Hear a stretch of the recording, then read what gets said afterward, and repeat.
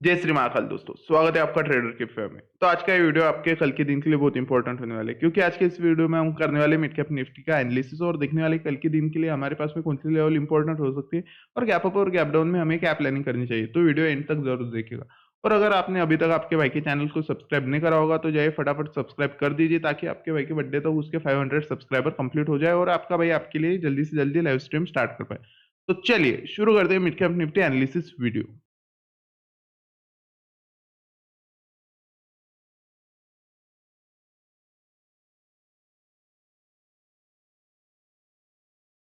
तो आप अगर मिड कैप के चार्ट पर देखोगे तो बढ़िया सा हमें आज का दिन 9936 पे ओपन होता हुआ नजर आया।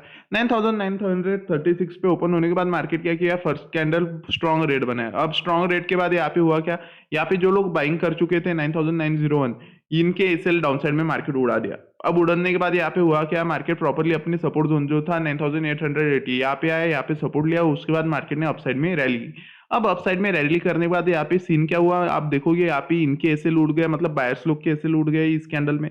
उसके बाद मार्केट ने क्या किया, सेलर्स मतलब जिन्होंने यहाँ से सेलिंग कर दिए थे उनके भी एसएल मार्केट खा लिया। और एसएल खाने के बाद मार्केट क्या किया, प्रॉपर अपने के पास जो रेजिस्टेंस था जो कि था अपना 9960, यहाँ पे आने के बाद मार्केट प्रॉपरली रिटेस्ट किया। और रिटेस्ट के बाद मैं आपको जो बोलता हूँ, अगर मार्केट सपोर्ट से निकल रहा है तो उसका नेक्स्ट टारगेट क्या होता है, रेजिस्टेंस। अगर रेजिस्टेंस से निकल रहा है तो उसका नेक्स्ट टारगेट होता है सपोर्ट। तो प्रॉपरली मार्केट क्या किया, रेजिस्टेंस ब्रेक करने के बाद एज ए सपोर्ट एक्ट किया, और एक्ट करने के बाद आप देखोगे मार्केट प्रॉपरली एक सपोर्ट रेंज तक हमें टारगेट देता हुआ नजर आया। अब टारगेट देता हुआ नजर आया और मार्केट बढ़िया सा हमें पॉजिटिव क्लोज करता हुआ 9978 पर नजर आया।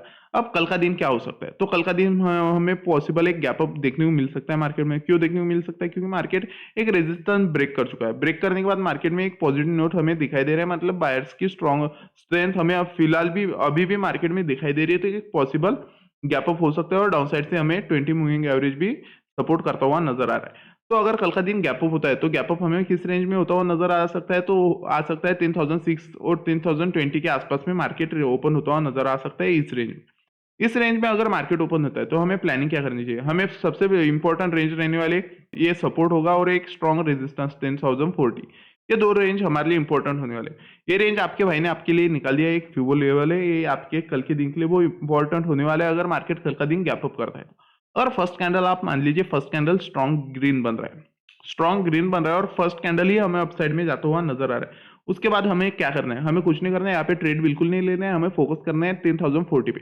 यहाँ पे फोकस करने के बाद हम क्या प्लान करने वाले हैं, अगर मार्केट यहाँ पे इस रेंज पे रिएक्ट करता है, मतलब यहाँ से रिजेक्शन लेता है, ऊपर से सीलिंग प्रेशर अगर देखने को मिलता है, तो हमें यहाँ से सीलिंग स्टार्ट कर देगी। क्यों कर देगी, क्योंकि यहाँ पे क्या होगा, मार्केट यहाँ पे आएगा, यहाँ से रिजेक्शन लेगा और डाउन साइड में आएगा। अब डाउन साइड में क्यों आएगा, क्योंकि यहाँ से क्या होगा, मार्केट इन लोगों के एसएल तो उड़ा देगा, मतलब यहाँ से जो लोग सेलर सेलिंग कर बैठे उनके एसएल उड़ाएगा। एसएल उड़ाने के बाद यहाँ पे क्या करेगा, रिटेस्ट करेगा। रिटेस्ट करेगा इसका मीनिंग क्या होता है, यहाँ से न्यू बाइंग आएगी मार्केट में, मतलब एक सपोर्ट रेजिस्टेंस है, सपोर्ट एक्ट करेगा। उसके बाद मार्केट में क्या आ सकती है, एक फ्रेश बाइंग हमें आती हुई नजर आ सकती है। अगर यहाँ से एक फ्रेश बाइंग आती है तो आपका यहाँ से एक पुट प्लान यहाँ तक हो सकता है और बढ़िया सा आप यहाँ से एक सेकंड ट्रेड कॉल साइड की ओर प्लान कर सकते हैं। बट कब, अगर यहाँ से रिजेक्शन मिल रहा है तो। अगर मार्केट सीधा सीधा डाउन साइड में जा रहा है तो आपको कुछ नहीं करना, बस अपना एसएल डाउन साइड में ट्रेल करते हुए जाना है। अगर उसके बाद मार्केट आपको डाउन साइड में जाता हुआ नजर आता है तो आपके लिए इंपॉर्टेंट रेंज रहने वाला है जहां से मार्केट ने एक बाइंग हमें दिखाई थी। ये रेंज आपके लिए इंपॉर्टेंट होने वाले।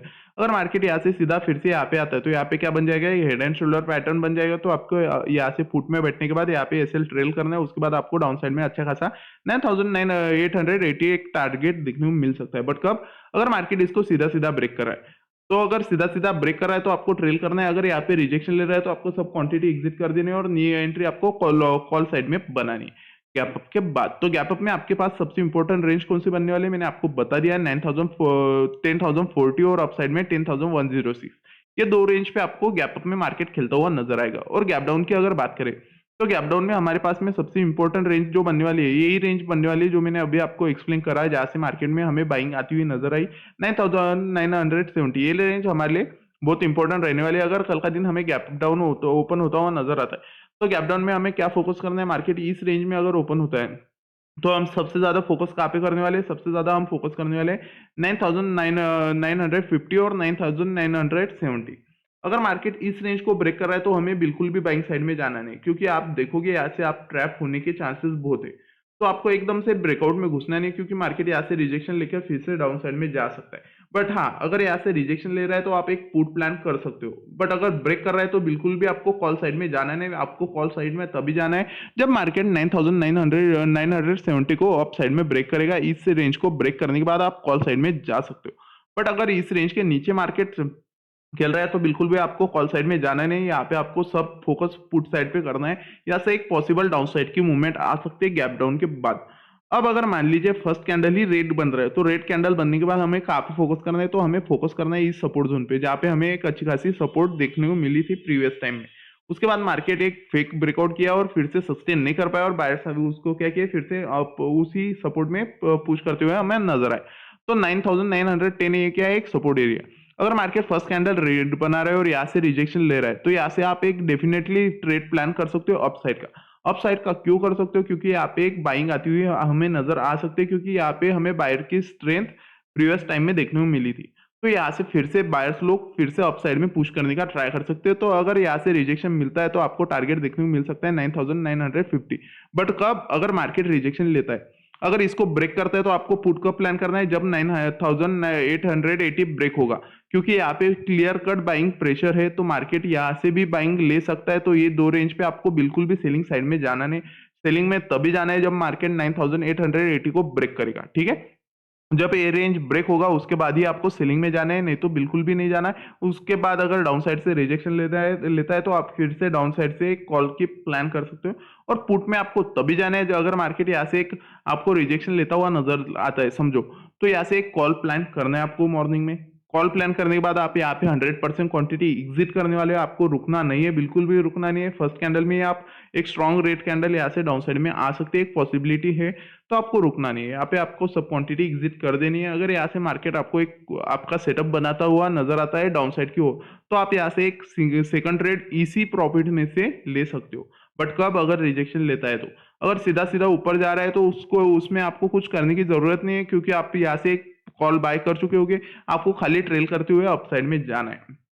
तो ये प्लानिंग है कल की गैप अप और गैप डाउन की। तो कल के दिन के लिए आपके पास डाउन साइड में कौन सी लेवल इंपॉर्टेंट रहने वाली है, तो आपके पास सबसे इंपॉर्टेंट रेंज रहने वाले हैं 9,910, उसके बाद 9,880, और सबसे लास्ट लेवल रहने वाले हैं 9,870। यही रेंज पे आपको क्या होता हुआ नजर आएगा, मार्केट प्रॉपर्ली घूमता हुआ नजर आएगा।